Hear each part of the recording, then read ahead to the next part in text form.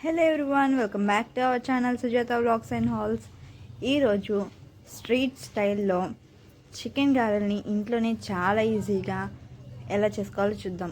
ఈ గారెలు బయట క్రిస్పీగా లోపల సాఫ్ట్గా చాలా బాగుంటాయి. లోపల ఫ్రై అవ్వకుండా అలా ఏ ప్రాబ్లం లేకుండా ఎలా చేసుకోవాలో చూద్దాం.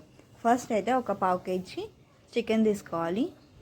బాడీ పీస్ తీసుకోవాలి, అంతా బోన్స్ ఏం లేకుండా మనం ముందే కట్ చేసేసుకోవాలి. ఇప్పుడు ఈ చికెన్ మొత్తాన్ని ఒక మిక్సీ జార్లోకి యాడ్ చేసేసుకోవాలి.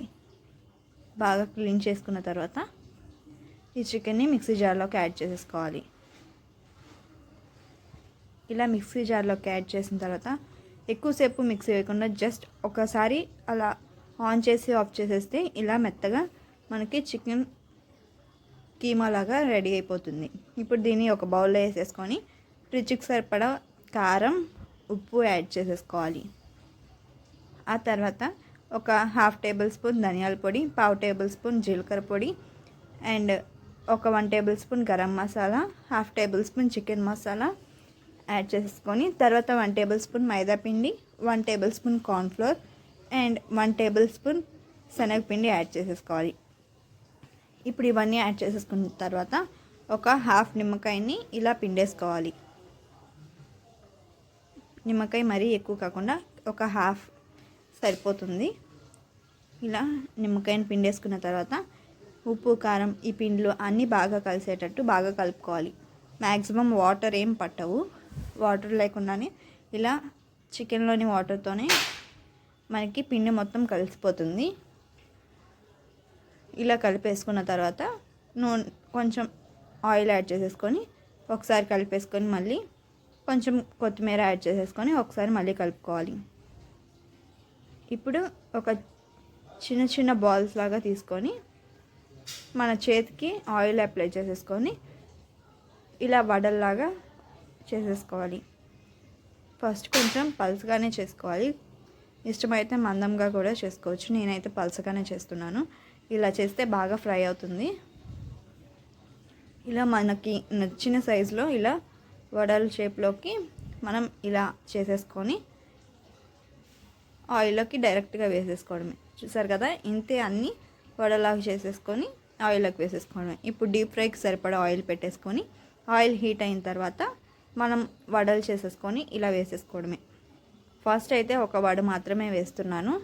ఒక వడ వేసుకుంటే తర్వాత మనం ఉప్పు, కారాలు అన్నీ అడ్జస్ట్ చేసుకోవచ్చు ఒకసారి చూసుకొని. చూసారు కదా, ఇలా ఆయిల్ బాగా హీట్ అవ్వాలి, కానీ మీడియం ఫ్లేమ్లో పెట్టుకొని ఇవి మొత్తం ఫ్రై అవ్వనివ్వాలి, లేకపోతే మధ్యలో కొంచెం ఉడకదు. ఇలా అన్నిటిని ఇలానే ఫ్రై చేసుకోవాలి.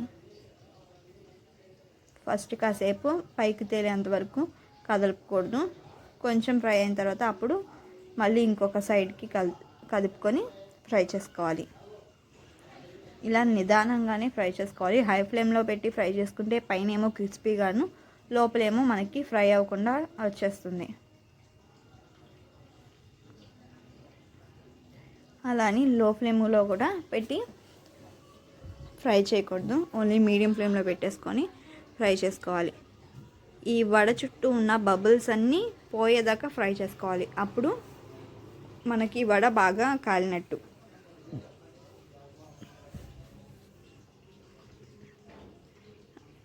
ఈ చికెన్ వడలు కాలి అని అనటానికి గుర్తు ఆ బబుల్స్ అన్నీ పోవటమేనండి. సో బబుల్స్ అన్నీ పోయేంత వరకు మీడియం ఫ్లేమ్లోనే ఫ్రై చేసుకోవాలి.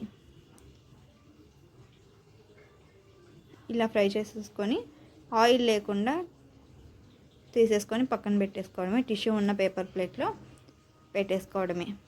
ఇలా అన్నీ ఫ్రై చేసేసుకొని మనం ప్లేట్లోకి తీసేసుకొని నిమ్మకాయ అండ్ ఉల్లిపాయతో గార్నిష్ చేసేసుకోవడమే. చూసారు కదా, బయట ఏమో క్రిస్పీగా, లోపలేమో మెత్తగా చాలా బాగుంటాయి. అచ్చం స్ట్రీట్ స్టైల్లోనే ఉంటాయి. మీరు కూడా ట్రై చేసి ఎలా వచ్చాయో చెప్పండి. Thanks for watching. ఈ వీడియో కనుక మీకు నచ్చినట్టయితే please like, share and subscribe. పక్కనే ఉన్న బెల్ ఐకాన్ని యాక్టివేట్ చేసుకోండి.